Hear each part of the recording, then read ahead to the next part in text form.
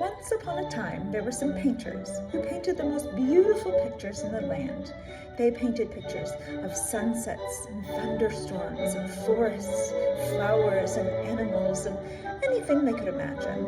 And everybody loved their pictures so much they would travel from all over the world to buy their paintings.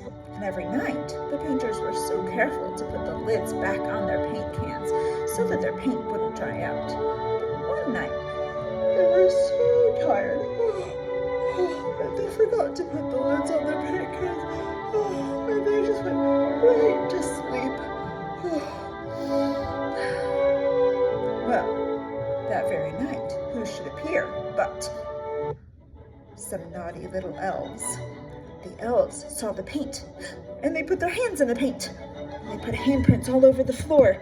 And they made circles with their hands, and squiggles with their hands, and squares and triangles. They took their hands and they flicked their fingers at the ceiling to make polka dots. Then they put their feet in the paint. They stomped all over the floor and made footprints. Then they went skating, and they made curvy lines and wavy lines and zigzag lines. And by the next morning, the room was absolutely covered in paint. As the sun came up, the elves ran back to their hiding spots, and the painters came into their workroom for the day. They felt so much better after their good night's sleep. But when they saw the room, they thought, it must have been these naughty little elves. We need to teach them a lesson not to use our paint without our permission or to make a giant mess.